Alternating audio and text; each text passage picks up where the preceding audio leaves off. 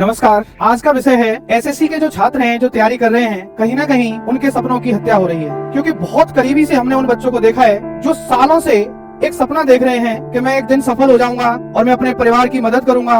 एक अच्छा जीवन जीना हर कोई चाहता है और सभी को अधिकार है। और मुझे लगता है हमारा धर्म भी यही कहता है, व्यक्ति एक अनुशासन से जिए। आज वो सब मोटिवेशन भी बहुत हल्के पड़ गए हैं। लगातार शिक्षक, हम सभी लोग छात्रों को आश्वासन देते हैं कि आप परिश्रम करो, मेहनत करो, कोशिश करो। और हमेशा हम कहते हैं छात्रों से कि किए गए संघर्ष में या तो जीत होती है या सीख होती है, हार नहीं होती। लेकिन अगर कहीं देखा जाए तो आज वो सब मोटिवेशन फेल हो चुका है। क्योंकि जो छात्र अपनी तैयारी 4 साल से कर रहा है और अब जाकर उसको एग्जाम देने का मौका मिल रहा है, और वहीं उसके साथ इतना अन्याय हो रहा है कि सब कुछ छात्रों का जीवन डिजिटल कंपनी के हवाले कर दिया गया है।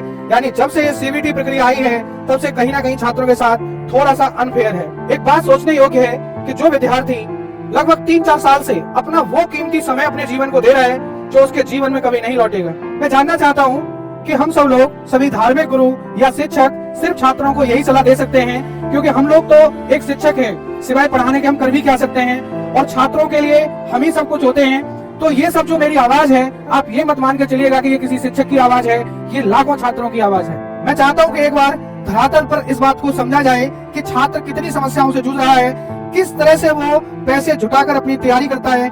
ऐसे ऐसे परिवार के लोग, क्योंकि ये आप सभी जानते हैं कि सरकारी नौकरी की तैयारी करने वाला विद्यार्थी किस बैकग्राउंड से आता है, कैसी स्थितियां होती हैं। कहीं ना कहीं कोई किसान या मजदूर परिवार से छात्र हैं और वो इतनी समस्याओं से जूझ रहे हैं, इसको समझना बहुत आवश्यक है। आज मैं मौजूदा सरकार से गुजारिश करता हूं कि कृपया एक बार धरातल पर छात्रों को देखा जाए कि छात्र कितनी समस्या में है। क्योंकि एसएससी की जो परीक्षा है वो कहीं ना कहीं एक फेयर तरीके से नहीं हो रही।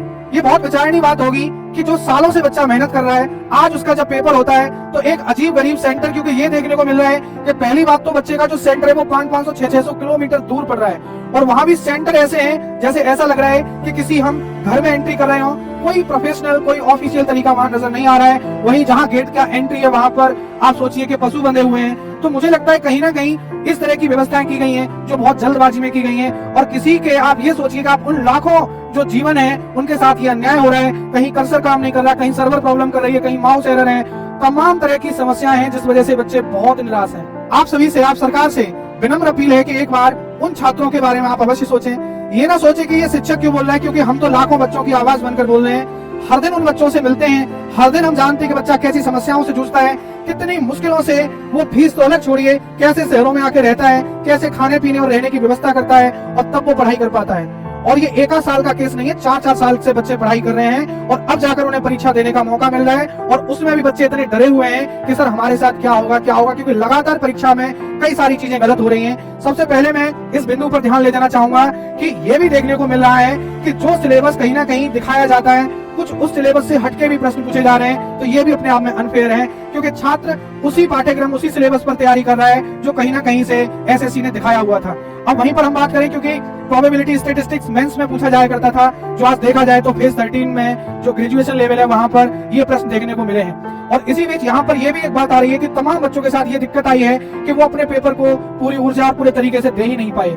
कई जगह ऐसी एरर देखने को मिली कि जहां सिर्फ ऑप्शन पेपर पर मतलब ओपन हो रहे हैं, प्रश्न है ही नहीं है। तो आप समझिए कि ये कैसा अन्याय है। क्या उन छात्रों को न्याय मिलेगा? क्या उन छात्रों के जीवन के साथ न्याय हो पाएगा? क्योंकि ये हम सबको समझना होगा कि गुजरा हुआ समय कभी वापस नहीं आता, और ये समय इन बच्चों का अगर जीवन का निकल गया तो इसकी भरपाई कैसे होगी? क्योंकि ये भी हम सब लोग बोलते हैं बच्चों से लगातार कि समय के पास इतना समय नहीं कि समय आपको फिर से समय देगा। इतना मोटिवेट करके बच्चों को पढ़ाया है। हम सबसे पहले छात्रों को हर दिन कोशिश करने के लिए बहुत ज्यादा प्रेरित करते हैं, उन्हें इतना समझाते हैं कि एक अनुशासन में रह के पढ़ाई कीजिए। कितना बच्चा अपने आप को किस तरह से ढालता है, बदलता है, सालों मेहनत कर रहा है, दिन रात पढ़ रहा है। फिर हम यहाँ पर जो मॉक टेस्ट होते हैं उसके लिए बच्चों को बहुत प्रेरित करते हैं कि आप मॉक टेस्ट दीजिए, क्योंकि बिना अभ्यास के अच्छा परफॉर्म नहीं किया जा सकता। आज वो बच्चा हमसे जवाब मांग रहा है कि सर आपके मोटिवेशन का क्या हुआ?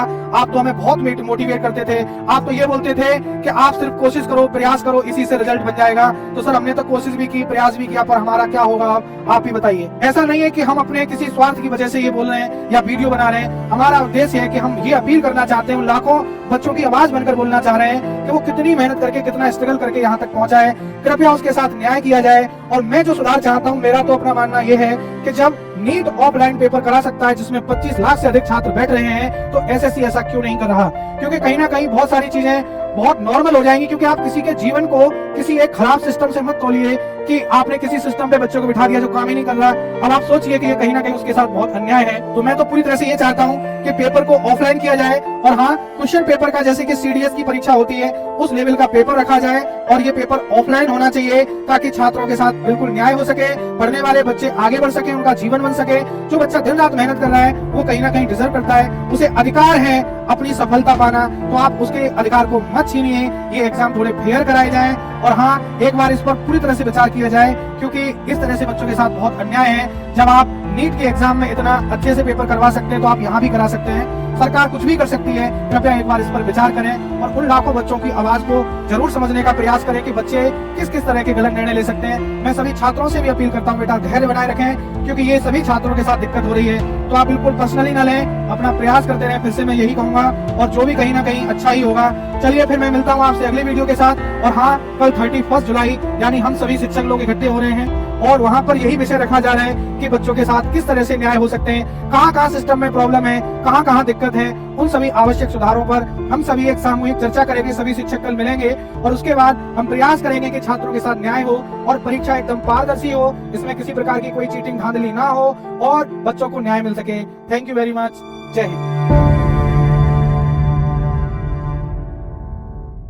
मेरा नाम कार्तिकेय वर्मा है। मेरा नाम दिव्यांशु गौतम है। मैं अलका सिंह। मेरा नाम भूषण चौधरी है। मेरा नाम कृष्ण कुमार पाठक है। मैं एसएससी सीजीएल 2024 में assistant section officer in central secretariat services select हुआ हूँ।